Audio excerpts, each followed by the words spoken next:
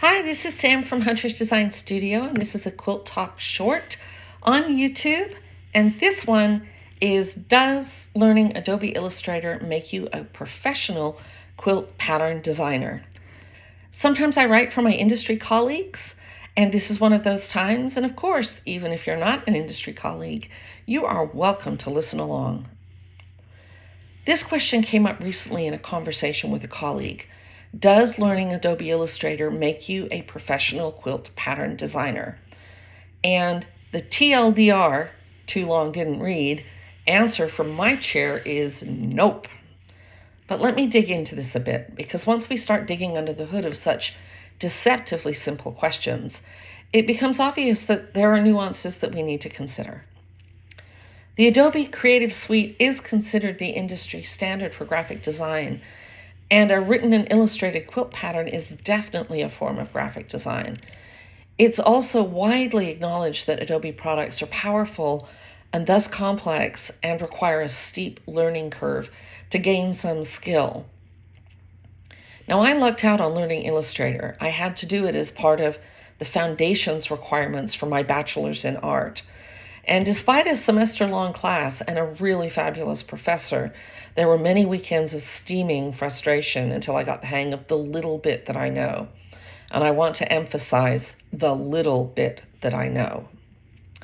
I bet I know barely a teaspoonful of what Illustrator can do, but the part I need to know to design patterns I know well, and I know it well enough to help out my friends and colleagues at times. The rest happily remains a mystery to me. When I first started designing quilt patterns, there were often conversations in the community about just drawing a shape in PowerPoint, exporting it to Word, patting your head, rubbing your tummy, turning around 3 times while hoping it would stay correctly scaled through exporting it into a PDF. And my contribution to those conversations was usually, for the love of all the things, just learn the industry standard tool, because that's got to be easier than all these other contortions. Incidentally, I still advocate for learning Illustrator from the start rather than learning 3 other things on the way to it, because burning the time to relearn software is expensive and you'll never outgrow Illustrator. But one of the things I'm aware of after 30 plus years in this industry, as both a consumer and a professional, is that for some tedious reason, people like to define irrelevant criteria by which they can justify their superiority, and then use these criteria to create exclusion and bias. Using this situation as an example, it comes off like, I'm better than you because I use Illustrator and you don't, and therefore you don't belong. Ouch! 35 years ago, a different group of people argued that quilts were only real if they were hand quilted or hand pieced like grandma did it. To the people who still argue such points, I say to you, okay, hand over your cell phone, your air fryer, and the keys to your hybrid car. Look, everything that still matters is going to evolve. So of course, pattern writing is evolving too.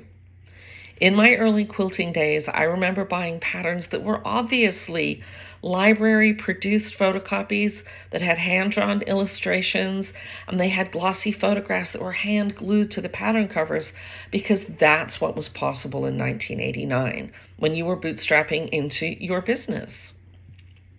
Today's evolution now includes several different software programs that can get you to a lovely pattern that downloads digitally on just about any device, including your phone, or a gorgeous commercially produced full-color booklet. Skill-wise, if you hit a wall either in your capabilities or the limitation of your software, you'll either level up your skills, level up your software, or level up your budget to pay people to make the tricky stuff for you. This is the way human knowledge has always worked. I don't know something, I want or need to know it, so where can I find it, or who can I pay to deal with it? I mean, it's Google in a nutshell, but without the creepy data mining practices.